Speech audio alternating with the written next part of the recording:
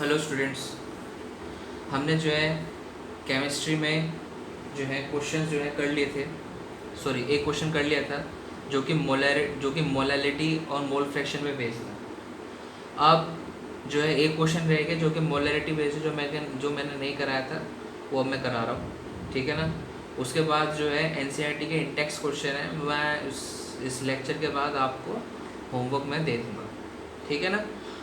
अगर चाहते हो कि कोर्स जल्दी निपट जाए और चैप्टर जल्दी ख़त्म हो, तो रेगुलरली अगर मैं कोई होमवर्क देता हूँ, क्वेश्चन देता हूँ, तो वो आप कंप्लीट करो और क्वेश्चन को करके मेरे को मेरे व्हाट्सएप पे या फिर ग्रुप पे सेंड कर दिया करो कि हाँ मैंने सर ये जितने आपने क्वेश्चन दिए थे वो मैंने कर लिए। अगर आप ऐसा नहीं करोगे तो कोर्स पीछे रह जाएगा और मैं नहीं चाहता कि कुछ ऐसा हो। आप भी नहीं चाहते होगे क्योंकि स्थिति ऐसी चल रही है कि कोर्स थोड़ा बहुत लेट चल रहा है, ठीक है ना। तो मेरे साथ अगर चलना है तो मेरी बात भी माननी पड़ेगी। मैं चाहता हूँ कि ज़्यादा से ज़्यादा बच्चा जो है जो भी मैं होमवर्क देता हूँ वो कंप्लीट करे, ठीक है ना। तो ये क्वेश्चन है, ठीक है ना।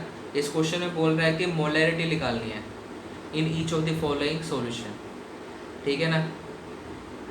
तो ए पार्ट दे रखा है, कह रहा है कि 30 ग्राम ऑफ कोबाल्ट नाइट्रेट, ठीक है ना, hydrated cobalt nitrate in 4.3 litre. और बी पूछ रहा है कि 30 ml of 0.5 m H2SO4 diluted to 500 m। तो दोनों के ही केस में वो मोलैरिटी पूछ रहा है, ठीक है ना। तो हमको करना कैसे है वो हम लोग देख लेते हैं। तो सबसे पहले इसको सॉल्व करने के लिए हमको एक चीज़ तो ये पता होनी चाहिए कि अगर मैं इसको सॉल्व कर रहा हूँ तो उसका मोलैरिटी का फॉर्मूला पता होना चाहिए। तो एक चीज़ का ध्यान रखना कि जब मोलैरिटी होती है उसका फॉर्मूला क्या होता है, that is a number of moles of solute upon volume of solution in litre, यही फॉर्मूला होता है, ठीक है। तो सबसे पहले ए पार्ट निकाल लेते हैं। ए पार्ट में जो सबसे ज़्यादा दिक्कत होने वाली है कोबाल्ट, ठीक है। इसको कार्बन और ऑक्सीजन मत समझ लेना, ये कोबाल्ट दे रखा है, ठीक है। कोबाल्ट नाइट्रेट जो कि हाइड्रेटेड है। हाइड्रेटेड क्यों बोल रहा हूँ, साफ साफ दिख रहा होगा आपको, H2 लगा हुआ है, ठीक है। तो सबसे पहले नंबर ऑफ मोल्स निकालने के लिए हमको मोलर मास चाहिए। तो मोलर मास ऑफ कोबाल्ट कितना होता है, 59। नाइट्रोजन का कितना होता है आपका, इसका 2 गुना कर दो क्योंकि ट्वाइस लिखा हुआ है, दैट इज़ 14 नाइट्रोजन का और 16 आपका ऑक्सीजन का। 60 ऑक्सीजन कितना है, 3, ठीक है। यहाँ तक तो यहाँ तक कोई दिक्कत नहीं होनी चाहिए। प्लस 6 और वाटर का मास कितना होता है, 18। 6 इंटू 18 और 16 प्लस 2 18, 18 इंटू 6। तो यहाँ तक हमने मोलर मास निकाल लिया, ठीक है ना। तो मोलर मास आपका कितना निकल के आया, दैट इज़ 291 ग्राम पर मोल, ठीक है। मोलर मास की यूनिट याद रखना। तो यहाँ तक समझ में आ गया। तो हमने ये मोलर मास निकाल लिया है किसका, कोबाल्ट नाइट्रेट जो कि हाइड्रेटेड है, ठीक है। आगे बढ़ते हैं। अब इसके बाद निकालने के बाद जो है हम लोग नंबर ऑफ मोल्स निकाल लेते हैं। याद रखना कि अभी ए पार्ट चल रहा है, ठीक है। तो नंबर ऑफ मोल्स कितना आ गए, 30। तो गिवन दे रखा था और भी मास हमने निकाला है, मोलर मास इतना, ठीक है ना। अभी डिवाइड करना आपका काम है, ठीक है ना। डिवाइड करोगे तो आंसर आ जाएगा आपका 0.103 मोल, ठीक है ना। पता ना कैसे है, 1 ग्राम दे रखा है, ठीक है ना। और नीचे की इसकी यूनिट कितनी है, 1 ग्राम पर मोल। तो ये मोल ऊपर चला जाएगा, ग्राम से ग्राम कट जाएगा, तो कितना आ जाएगा आपका, मोल आ जाएगा, ठीक है ना। तो यहाँ तक कोई दिक्कत नहीं होनी चाहिए। अब हम लोग निकालते हैं मोलैरिटी। तो नंबर ऑफ मोल्स हमने निकाल लिए, दैट इज दिस। और जो है इसका लीटर दे रखा है वॉल्यूम सॉल्यूशन, दैट इज 4.3, ठीक है ना। अब इसको भी सॉल्व करना आपका काम है, दैट इज 0.0 आएगा इसका आंसर 23 m, 0.023। तो यहाँ तक कोई दिक्कत नहीं होनी चाहिए। तो हमने मोलैरिटी जो है पहले ए पार्ट के निकाल लिया, ज़्यादा कोई हार्ड एंड रूल नहीं है, ठीक है ना, सिंपल फॉर्मूला है, पुट द वैल्यू और गेट द आंसर है, ठीक है ना। और छोटी छोटी चीज़ है जैसे कि मोलर मास पता होना चाहिए था कोबाल्ट का, जो आपको नहीं पता था शायद, ठीक है ना। अब आपको पता चल गया कोबाल्ट का मोलर मास कितना होता है, याद रखना 59 होता है, ठीक है। अब बी पार्ट करते हैं।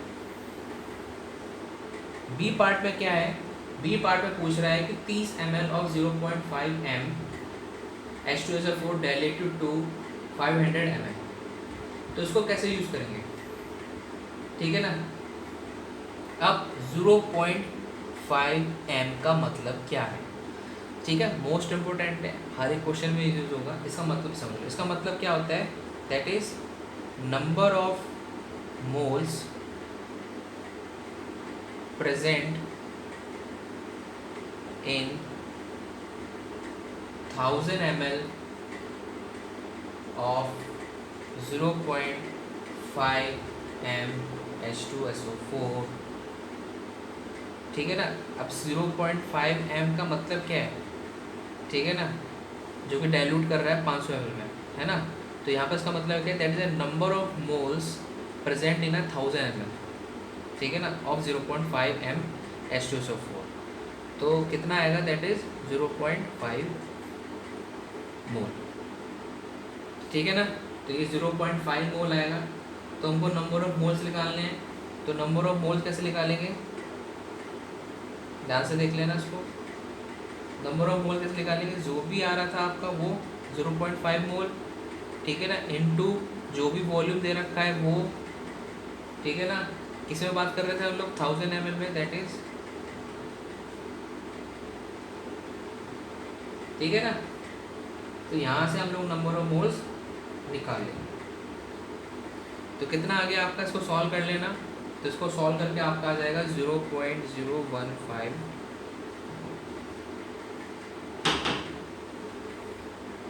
तो आपका ये आंसर आ गया। अब ये लास्ट टॉपिक बच रहा है बस, इसके बाद ये आ गया आपका नंबर ऑफ मोल्स। आपको मोलरिटी निकालनी है। तो मोलरिटी क्या होगी आपकी,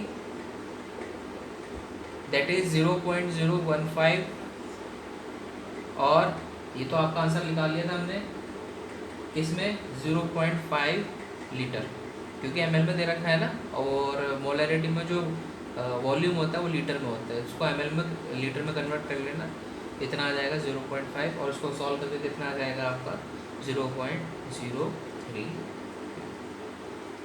ठीक है ना। तो यहाँ पर कोई दिक्कत नहीं होनी चाहिए। अगर बी पार्ट में कोई दिक्कत हुई है तो कमेंट सेक्शन में बता देना, मैं इसको अलग से वीडियो बना के आपको समझा दूँगा, ठीक है। तो आज के लिए टॉपिक के लिए इतना बहुत है।